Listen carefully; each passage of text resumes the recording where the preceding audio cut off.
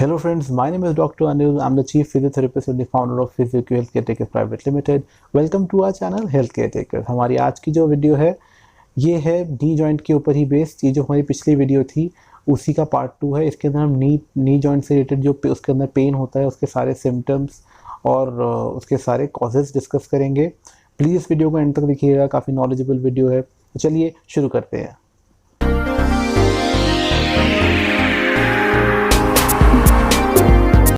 तो हमारा आज का जो पहला टॉपिक है वो है सिम्टम्स ऑफ नी पेन के। नी पेन में के सिम्टम्स क्या होते हैं, क्या हो कि आपको डॉक्टर के पास जाना पड़े, क्या आपको नोटिस करना चाहिए अपनी नी के अंदर। तो सबसे पहली चीज़ अगर हम बात करते हैं तो स्वेलिंग और स्टिफनेस। अगर आपको लगे कि आपकी जो जॉइंट है वो स्वेल हो गया है और आपको जॉइंट को मूव करने में स्टिफनेस लग रही है, आपको लग रहा है कि सीधा करने में या मोड़ने में आपको तकलीफ़ हो रही है, तो आपको डॉक्टर के पास जाना चाहिए। दूसरे की अगर हम सिम्टम की बात करते हैं तो वो होती है रेडनेस हो जाए आपके उस जॉइंट के अंदर, या उसमें आपको वार्म फील हो रही हो या फिर इन्फ्लेमेशन फील हो रही है। इन्फ्लेमेशन फील करने का जो तरीका होता है वो जो हमारे हाथ का जो ये वाला हिस्सा होता है, पीछे वाला जो पाम के अलावा जो दूसरा हिस्सा होता है, हम उधर से ऐसे छू कर देखते हैं हमारे जॉइंट को। अगर हमें और फिर हम कंपेयर करते हैं उसके अगल बगल वाले हिस्से से या फिर दूसरे जॉइंट से।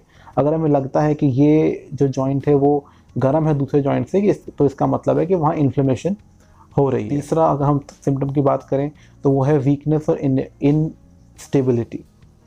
ठीक है, अगर आपको चलने में लग रहा है कि जॉइंट में वीकनेस है या फिर जॉइंट उठाने में लग रहा है कि वीकनेस है, कमज़ोरी सी फील हो रही है कि जब आप जॉइंट उठा रहे हैं तो वो होल्ड नहीं कर पा रहा आपकी बॉडी के वेट को या उस पर्टिकुलर एक्शन को, या आपकी लॉन्ग ड्यूरेशन स्टैंडिंग जो है, not sitting, long duration standing जो है वो उसमें आपको दिक्कत हो रही है, या फिर लॉन्ग ड्यूरेशन सिटिंग के बाद जब आप एकदम से खड़े हो रहे हैं तो आपको इंस्टेबिलिटी लग रही है। अगले सिम्टम की बात करते हैं तो वो है पॉपिंग और क्रंचिंग साउंड। आपके कई बार क्या होता है, हम जब चलते हैं हमारे घुटने में या घुटना मोड़ते हैं तो हमारे घुटने में आवाज़ आती है, कट कट की आवाज़ आती है। तो ऐसा भी हो तो हमें डॉक्टर के पास ज़रूर जाना चाहिए, या तो डॉक्टर के पास या फिजियो के पास। अगली अगर हम बात करते हैं जो हमारा जो अगला सिम्टम है, ये बड़े सबसे कॉमन सिम्टम मैं आपको बता रहा हूँ। तो उसके अंदर जो आपका जो अगला सिम्टम होता है वो है आपका inability of straightening your knee. अगर आपको घुटना सीधा करने में दिक्कत लग रही है किसी भी समय में, या लॉन्ग ड्यूरेशन सिटिंग के बाद सीधा करने में, या फिर आपको लग रहा है कि आप चल रहे हो तो मोड़ने का जो सीधा करते हो आपको दर्द हो रहा है, तो वो सिम्टम जो है जब हो आपको तो आपको डॉक्टर के पास जाना चाहिए। आखिरी सिम्टम की बात करूं, अगर आपको लगता है कि नी में ये सारे सिम्टम हो रहे हैं या फिर इनमें से कोई सिम्टम हो रहा है, हालांकि वो हल्का है, लेकिन आपको लग रहा है कि आप कहीं गिरे थे या उस गिरने के बाद से स्टार्ट हुआ है, तो भी आपको एक बार डॉक्टर को कंफर्म कर लेना चाहिए कि अगर आपको कोई वो टेस्ट वगैरह करने के लिए बोलते हैं तो चीज़ें ज़्यादा क्लियर हो जाएंगी।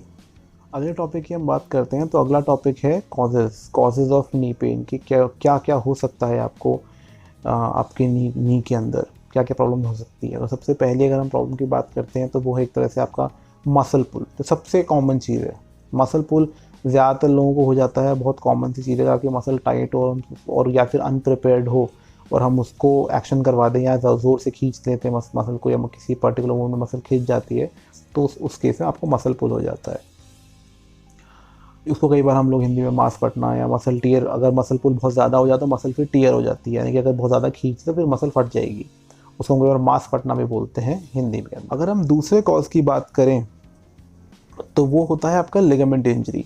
अगर आपके लिगामेंट किसी पर्टिकुलर एक्शन में या किसी पर्टिकुलर मूवमेंट की वजह से या आप कुछ खेल रहे हैं उस समय आपका घुटना जो है एक एक्सेसिव मूवमेंट में चला जाए, जैसे कि अगर आपका घुटना एक लेवल तक आगे और पीछे हो सकता है, अगर वो ज़्यादा पीछे चला जाए तो उस तरफ का लिगामेंट अगर पीछे की तरफ चला जाएगा तो हो सकता है आपका PCL टीयर हो जाए, और आगे की तरफ चले जाए तो हो सकता है आपका ACL टीयर हो जाए, और साइड में चले जाएगा तो MCL हो सकता है, और इस तरफ हो जाएगा तो LCL हो सकता है। तो हमें ध्यान रखना है कि लिगामेंट टीयर भी आपको हो सकता है। लिगामेंट टीयर ऐसा ज़रूरी नहीं है कि टीयर का मतलब पूरा का पूरा लिगामेंट टूट गया। लिगामेंट टीयर के 3 ग्रेड्स होते हैं, ग्रेड 1, 2 और 3। अगर ग्रेड 1 है तो ग्रेड 1 और 2 यूजुअली रिपेयर हो जाते हैं। आपको रेस्ट करना होता है, कुछ समय के बाद आपको एक्सरसाइज करनी होती है, वो कंजर्वेटिव रिहैबिलिटेशन से ठीक हो जाते हैं। कंजर्वेटिव रिहैबिलिटेशन मतलब विदाउट सर्जरी और विदाउट ओपनिंग द जॉइंट, वो चीज़ें ठीक हो जाती है। लेकिन ग्रेड 3 जो होता है वहाँ पे आपका कंजर्वेटिव अप्रोच ख़त्म हो जाती है, वहाँ पे आपको सर्जरी करनी पड़ जाती है। अब दूसरे कॉज की अगर हम बात करते हैं, जो हमारा अगला कॉज है वो है मेनिस्कस टीयर। जैसे कि हमको लास्ट टाइम समझाया था मेनिस्कस टीयर या मेनिस्कस के बारे में जब समझाया था, तो उसमें आपको बताया था कि ये हमारे शॉक एब्जॉर्बर्स की तरह होते हैं, और जो कि हमने आपको बताया था कि हमारी नी जॉइंट को रोटेट करना अलाउ नहीं है अपने स्पॉट पे। तो अगर आपका नी जॉइंट रोटेट हो जाए या ट्विस्ट हो जाए या नीचे की हड्डी एक जगह रह जाए और ऊपर की हड्डी घूम जाए, या ऊपर की जगह रह जाए और नीचे की घूम जाए, तो उस केस में आपका मेनिस्कस टीयर होने के चांसेस बढ़ जाते हैं। जैसे कि मैंने आपको लास्ट टाइम भी बताया था कि वाइट पार्ट अगर आपका टीयर हुआ है तो उसके रिकवरी के चांसेस कम होते हैं। तो डॉक्टर उसे अगर जितना आपका वाइट पार्ट खराब हुआ है उसे निकाल देता है आर्थ्रोस्कोपी करके, फिर आप ठीक हो जाते हैं। मेनिस्कस टीयर में आपके वेट का भी एक बहुत इंपॉर्टेंट रोल होता है कि अगर आपका वेट ज़्यादा है तो डेफिनेटली उस शॉक एब्जॉर्बर पे ज़्यादा लोड आएगा, तो उसके टीयर होने के चांसेस बढ़ जाएंगे किसी पर्टिकुलर मूवमेंट पे। हमारे अगले कारण की तरफ बढ़ते हैं, वो है आपका बोन के लेवल पे, यानी कि फ्रैक्चर्स सबसे पहली चीज़, दूसरा डिसलोकेशन और तीसरा सबलक्सेशन। हालांकि मुझे बोलना सीधा चाहिए था कि सबलक्सेशन ज़्यादा कॉमन होते हैं, डिसलोकेशन उसके बाद, और फिर फ्रैक्चर्स एंड में। सीरियसनेस अगर सीवियरनेस की बात करें तो फ्रैक्चर का मतलब तो आप सब जैसा सारी दुनिया जानती है, जैसे आप सब लोग जानते हैं कि फ्रैक्चर का मतलब होता है हड्डी का टूट जाना। अब फ्रैक्चर कई अलग अलग तरह के होते हैं, वो उसके लिए हम आपके लिए एक अलग से डेडिकेटेड एपिसोड बनाएंगे जिसमें आपको मतलब से सारे तरह के फ्रैक्चर समझाएंगे। दूसरा होता है डिसलोकेशन। डिसलोकेशन का मतलब हड्डी का एक दूसरी हड्डी के ऊपर से खिसक जाना। जैसे दो हड्डियां ऐसी हैं और ये खिसक के अगर आगे चले जाई पूरी तरीके से तो ये डिसलोकेशन है, ठीक है। लेकिन अगर ये खिसक के इतना ही आई, खिसकी तो है लेकिन पूरा ऐसे नहीं हुई है, तो उसे हम सबलक्सेशन बोलते हैं। इसको हम बोलते हैं कि जो अपनी जो बोन है वो दूसरी बोन पे सबलक्सेट हो गई है या जॉइंट सबलक्सेट हो गया है, ठीक है। अगला जो कारण होता है, अगला जो कॉज होता है, अगला जो कॉज होता है वो है आपका बर्साइटिस। बर्साइटिस आपको मैंने लास्ट टाइम में समझाया था। बर्सा जो होते हैं वो एक तरह से फ्लूइड फिल्ड सैक्स होते हैं हमारे जॉइंट के आसपास, जो हमारे जॉइंट का वेयर एंड टियर कम करते हैं। आइटिस, बर्साइटिस, आइटिस जहाँ भी आपको लग जाए, आपको मेडिकल किसी भी टर्म में आइटिस लगा हुआ हो तो इसका मतलब इन्फ्लेमेशन होता है। जब आपके बर्सा की इन्फ्लेमेशन होने लग जाए तो उसको हम बोलते हैं बर्साइटिस। अगले कॉज की अगर हम बात करते हैं नी पेन में, तो वो होता है आपका टेंडनाइटिस। टेंडनाइटिस का मतलब जैसे आप इसमें समझ जाएंगे, आइटिस है टेंडन जो होता है, टेंडन वो टेंडन की इन्फ्लेमेशन। तो टेंडन जो होता है, टेंडन बेसिकली वो पार्ट होता है जब हमारे बॉडी के अंदर मसल होती है, तो मसल बड़ी होती है, तो मसल जॉइंट पे एज इट इज जाके नहीं अटैच हो जाती। तो जब मसल जब अपने जॉइंट पे अटैच होती है तो वहाँ पे जाके होते होते पतली हो जाती है। अगर आप कभी अपने हाथों के अंदर देखेंगे तो आपको यहाँ पे फील हो जाएगा टेंडन, ठीक है।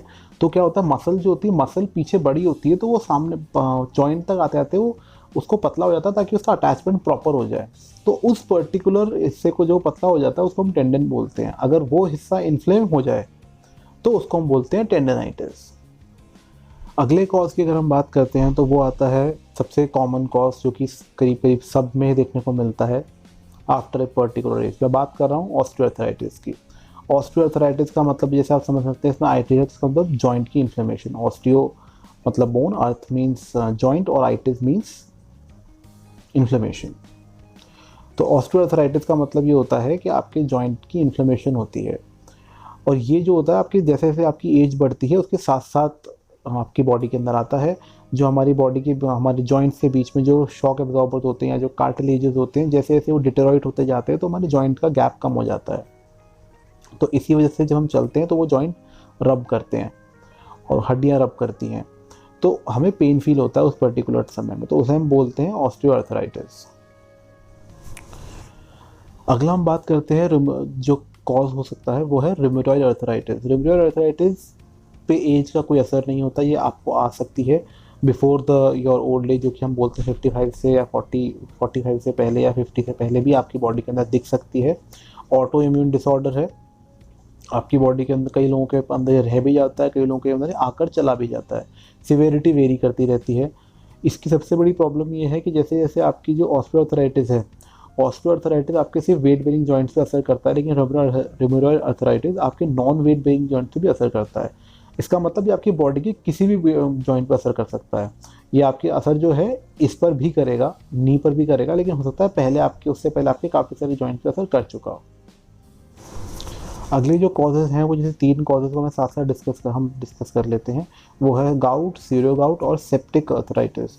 गाउट और सीरो गाउट को, गाउट में क्या होता है, आपकी यूरिक एसिड के क्रिस्टल्स आपके जॉइंट के बीच में आ जाते हैं, जिसकी वजह से आपको पेन होता है, इन्फ्लेमेशन होती है।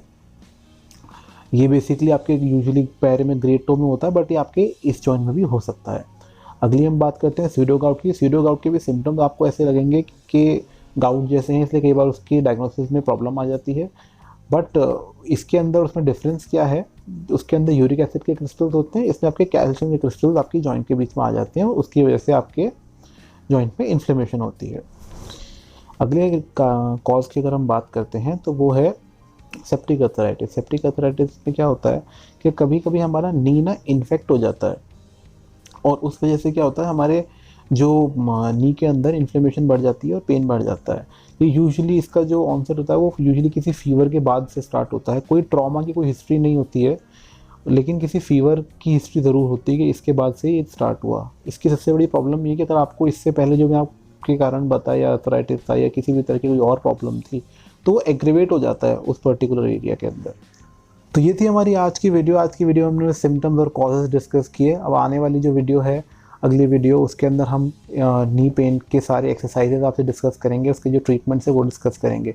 तो हमारे साथ जुड़े रहिएगा। हम इस वीडियो को शेयर कीजिए, लाइक कीजिए और हमारे चैनल को सब्सक्राइब कीजिए और इन्फॉर्मेटिव वीडियोस देखने के लिए और अच्छी तरीके से अपनी बॉडी के बारे में अवेयर होने के लिए। Please take care, see you in the next video.